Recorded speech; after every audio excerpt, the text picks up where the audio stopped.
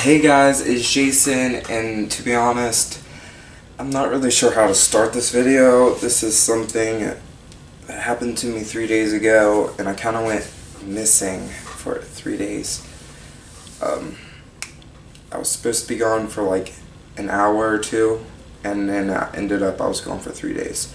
So this is kind of big stuff, and it wasn't like I was really in any danger or anything, but it's just what happened. It really bothers me and what I've seen. So yeah, so as you guys know, most of the things I do on this channel is not really dramified or anything. It's more like funny type, comedy type. I write songs about my life and I post them out into the world and let people hear them, and you know, I enjoy doing that and all this stuff, but this isn't really one of them times. It's more serious, and the reason why I'm telling this isn't to really start drama or anything. It's to bring awareness about to watch with people you hang out with online and in general, because it really can affect you. Okay, so the night before, I wrote all this stuff down, so bear with me. It's kind of like all jumbled still, like I'm still trying to process the things because there was just so much that happened and all this stuff. So by the way, let me first say this is probably the most dangerous video I've ever did, because if it gets back to these people, you know, they might try to kill me or some shit. So it's kind of like a serious matter at the hand too. It's not really, I don't know, throw it out into the world and see what happens. It's kind of like dangerous along with it. So without further ado, here I go.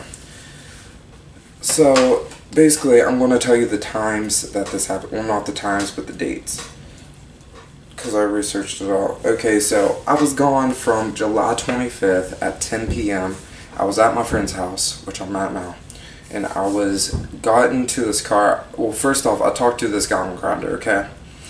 And I got on Grindr, and I was like, okay, hi, whatever, blah, blah, blah, blah. And then he asked me, do I do drugs? And I said no. And so I knew he was in drugs and shit, but I was like, I've hung out with people that does drugs before, so I'm like, okay, it's probably like he just smokes and whatever, you know. So, anyways, I went with this person without telling my friend or anything, and I went back to this guy's house, and I walked in, and his friend wasn't there, because he picked me up and he said, we're going to my friend's house, because he's not from around here. So I was like, okay. So we went to his friend's house and we hooked up, we had sex. Anyways, then we started talking. He told me about his parents and all this bunch of stuff that really don't matter. And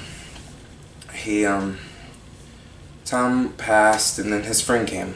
So his friend showed up, and he was nice and blah blah blah. He was cool and everything. So we went upstairs, and he started shooting up and all this stuff, and everything was fine. We went to Sheets, we got all that stuff, and then we ended up going downstairs and sleeping on the couch, which I wasn't really planning on staying the night. I thought it was just going to be like a couple, maybe an hour or so, and he would take me back. I didn't plan on me actually spending the night over there, but I did, and we ended up having sex again downstairs. So anyways, the next day, well, that night, he asked me, hey, will you go with me to the DMV in Harrisonburg, because he needed stuff for his card, and I was like, sure, man, I'll go with you. The next morning, so we got up at 6 a.m., and the day of this was July 26th is when we left to go to the DMV. So we left, and everything was fine. We listened to music, blah, blah, blah, blah, blah. Everything was cool. We went to Harrisonburg, the DMV. The line was too long. So then we went to Front Royal, Virginia. Waited until the DMV was done and all that stuff. So then, after there, we left and we went to Moorfield. Now, I didn't know that in the process of being with this person that he was actually making drug deals, that he was going to be going around and selling drugs while I was with this person. I didn't know that. So we went to Moorefield, West Virginia, and when we show up to this guy's house, his aunt and his grandma lives there. We're going to call him Jim. The Jim was the person that I was with. And he walked in, so Jim walked in, and apparently I stayed in the car, so I don't know exactly what happened, but he told me sort of what happened. So we went in, and then his grandma pulled him over and said, "Are you a felon?" Because their grandson, who is what he was selling to, is going to sell the drugs to, is in drug court right now. So, the grandma asked if he was a felon, blah blah blah. He said no, and all this stuff, because they knew that he's a drug dealer, but they're trying to keep their grandson out of trouble because he's in drug court and all this stuff, and they're trying to get him back on the right path, which I get. We left. He's talked to him a little bit, but then we finally left. Guy, the grandson, messaged Jim back. We went back to the house. Now, the grandma and them just said that they didn't want us there, but we went back anyways. I don't know why. Well, I kind of know why. Obviously, we know why, to sell drugs. But anyways, so we show up. The guy, he knocks on the door. The guy comes downstairs. He comes outside and he says, "Hey, he can come in too." So I went in and I went back into the room with him and Jim. And they started talking about all this stuff, about the chicken plant, which I was supposed to work at, but it didn't work out, and all this stuff.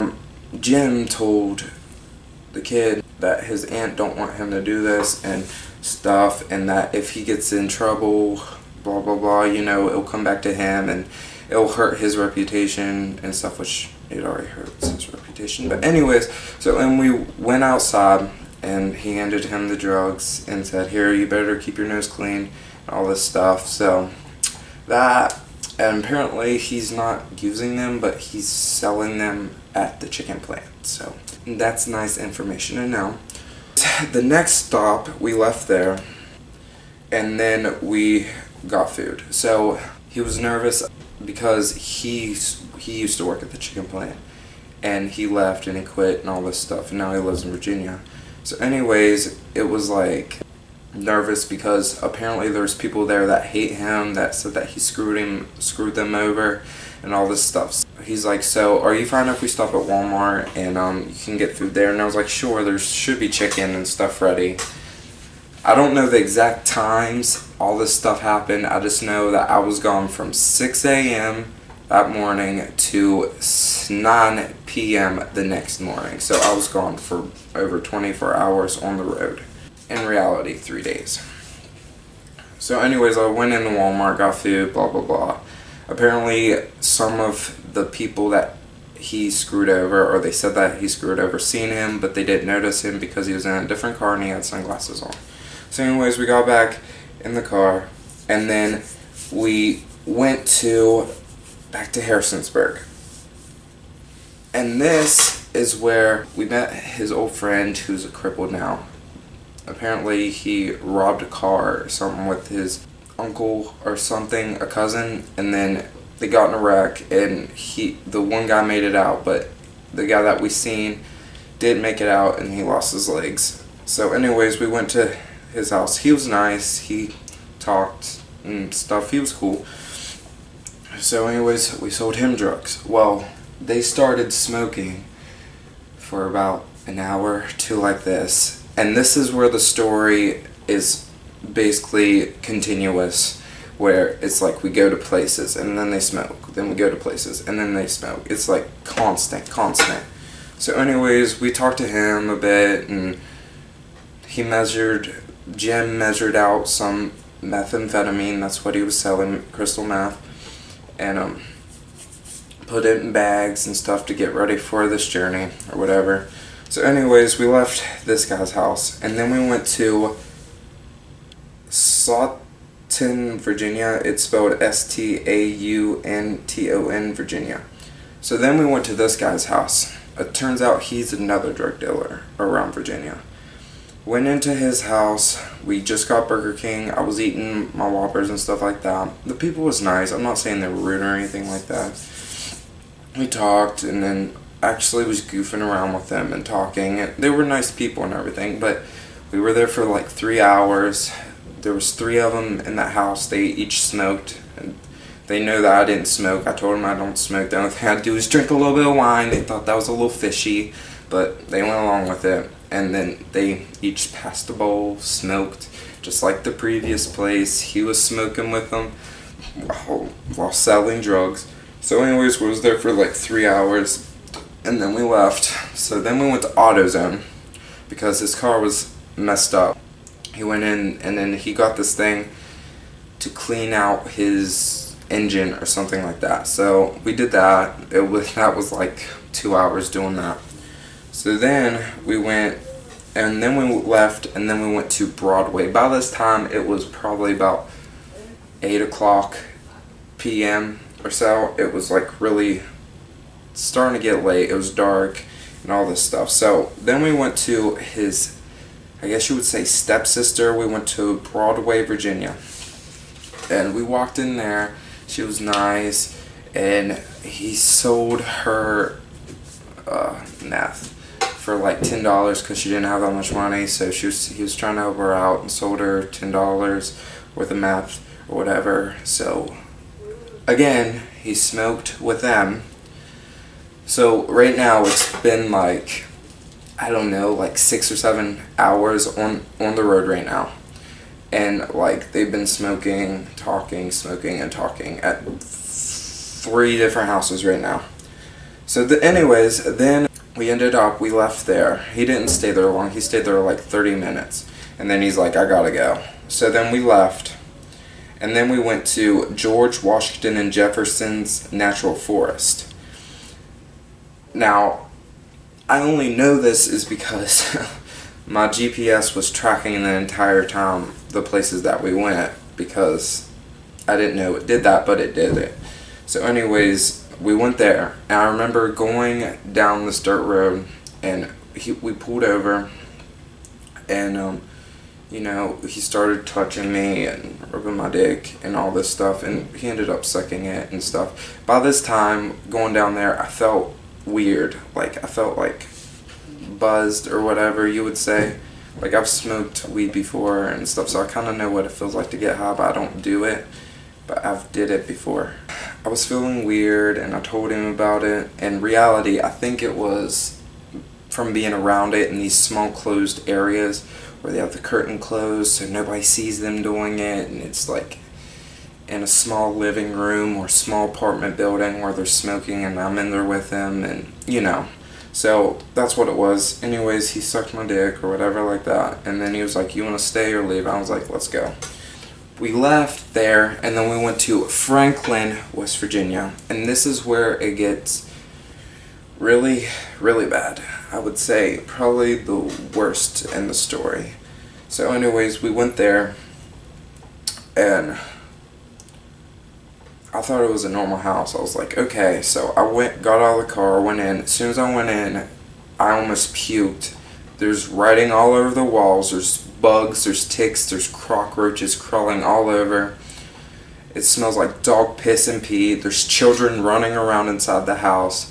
I walk into the house. There's this woman that comes in and it's like, who in the hell are you? What are you doing here? And I was like, I'm with him. I couldn't think of his name at the time. And then she was like, you're with you? And I was like, him. So she went in and then she gave him a lecture about bringing random people in the house.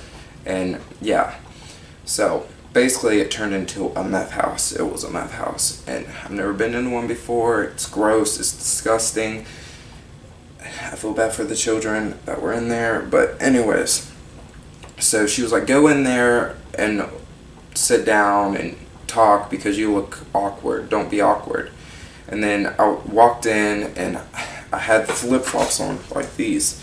And there was bugs crawling everywhere. It was so gross. I was like, I'm about to go out because like it was so gross. It smelled so bad. It smelled like dog piss and pee mixed with rotten cheese, and it was so gross. But anyways, I tried to stay calm, and then she's like, you look so uncomfortable, and I was like, it's just because I'm tired. I've been on the road all day. And anyways, this is where it starts to get a little romantic.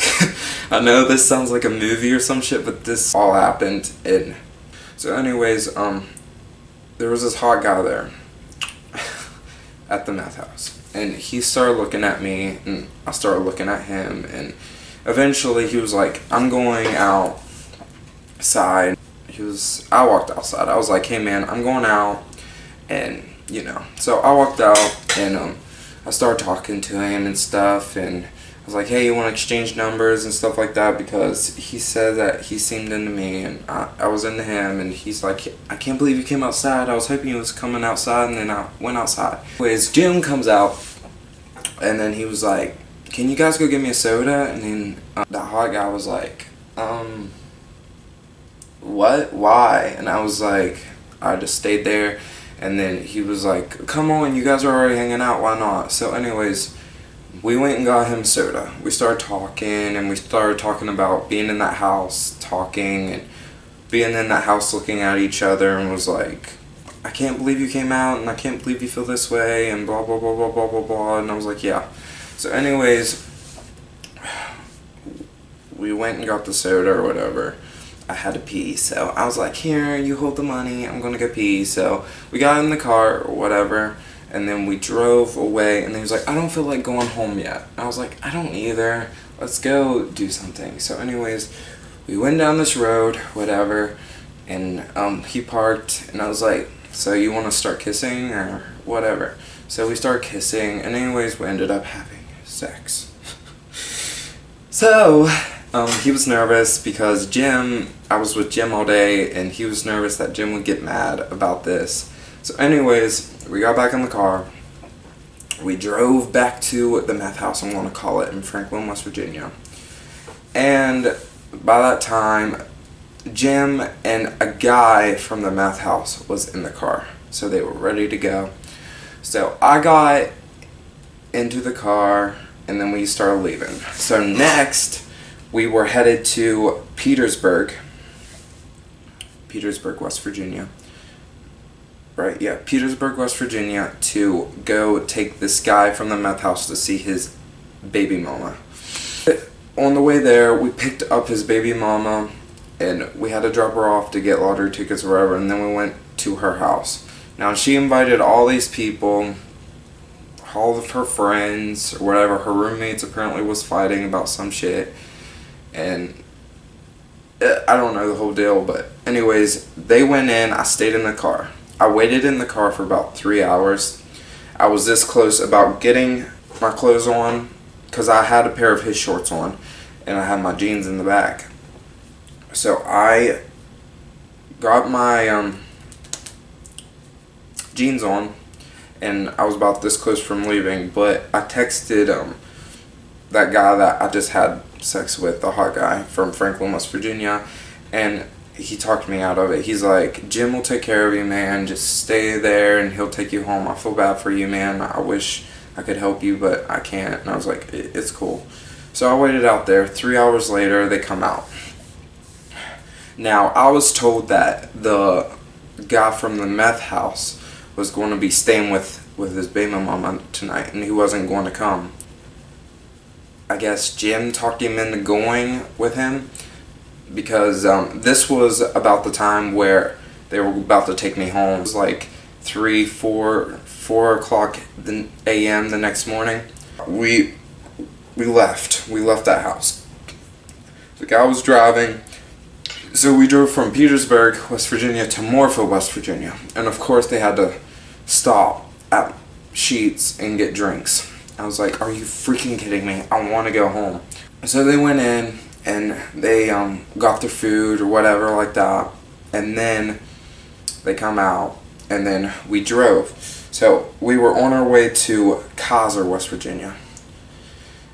On our way there, we pulled over on the side of the road. They're like, oh, I gotta smoke another bowl. So the guy that I was hanging out with, Jim, he, from 6 a.m. to the next morning, it was like probably like 5 a.m. at this point, has been smoking with all these different people. Bowls up on bowls, up on bowls, up on bowls of meth. I was like, are you freaking kidding me? So he pulls over on the side of the road in the daylight, not even in the dark. It's about daylight now because like the sun's about to rise and stuff the next morning. And him and that guy start smoking, and I'm like, I'm getting pissed and pissed and pissed and pissed because I told him I need to go home, and he just continues to lollygag around. So anyways, they smoked their bowl or whatever. So then their lighter was dead, and they were like, well, we're going to have to stop at Save-A-Lot to go get a lighter. And I was like, are you freaking kidding me? So we finally made it to Kaiser, West Virginia. At this point, it was like 6 a.m. Or, yeah, 6:30 a.m. I remember because I checked my phone and stuff. And so they went into Walmart. I was like, I'm staying out in the car. I'm not getting out. I don't, you know. So anyways, they went in, they got food or whatever like this. I texted my dad and I was like, hey, what are you doing? Because I was honestly, seriously about to get out of the car and have my dad come get me. Well, anyways, my dad didn't answer. Of course, it was 6 a.m., so I figured he was in bed, so I just stuck it out. They got back in the car, we drove. So then we were driving to Cumberland. So we went from Kaiser, West Virginia to Cumberland, and they were taking me home. I made sure, I was like, hey, I need to go home now. Like, I've been on the road for you for over 24 hours now. I've been gone from my friend's house for like 3 days. I need to go home and sleep and stuff like that. So anyways, I mean, they switched driving. I was like, they asked if I want to drive. I was like, no, I'm tired, I'm exhausted, I do not want to drive. Which I probably should have. Then I could have probably got home faster, but you know. So anyways, they were talking and all that stuff. And on their way home, they were using a GPS to get back to my house, and they were so out of it that they kept missing the road. They kept missing. The GPS was loud and everything. I was watching the GPS the entire time, and the blue line showed to go this way, and they went straight. So anyways, it took them like 30 minutes to get me back to my house, when originally it was like we were 4 minutes away from the house. I don't know if they did that on purpose to be spiteful because I slept with their friend, or what it was, if they were talking bad about me and they were just having fun and thought it was funny because I was pissed about it. But anyways, I finally went home, and they parked in the wrong driveway like dumbass. I was like, I'll get out, you guys can go, I'm going to go in and sleep and blah blah blah. They was like, nice meeting you. I was like, nice meeting you. So before I got out of the car, they were like, okay, so we're going to drop him off, and then we're going to go do other drug deals. We're going to go to such and such place and go other drug deals. And I was like, okay, have fun. So anyways, I got out, went in the house, got dressed, got in the shower, and I went to bed. So that's basically all of it. Then the next morning, the guy texted me, and I was like, I made it home, blah blah blah, because he was worried about me. He was like, text me when you get home, the hot guy that I had sex with. And I texted him, and then he said that the guy that I was in the car with said that he's not allowed to talk or hang out with me no more. And I was like, why? And he said, I don't know. And I was like, it's probably because I got an attitude with him because I really wanted to get home. And then they pulled on the side of the road and smoked another bowl of meth and shit. So anyways, that is the end of my story. I know it's probably not told smoothly and stuff, but like I said, I'm still kind of flustered about it. Last night, I was crying. I got in a fight with my friend about it, and it's just been hard. And I'm still trying to process it, like, just the imagery, and I don't blame anybody at all for this. I put myself in the situation, and like, just thinking about it, it makes me a little bit emotional about it, and like, stuff. But yes, I hope this makes sense, and I hope I told it clearly. And I don't know, I really just felt like I needed to post this, and I need to do it, even though it has potential of putting me in like real danger. It's just like I met like other drug dealers and people from West Virginia to Virginia, all around Virginia, and it's just, I don't know, it's just mind-boggling to me.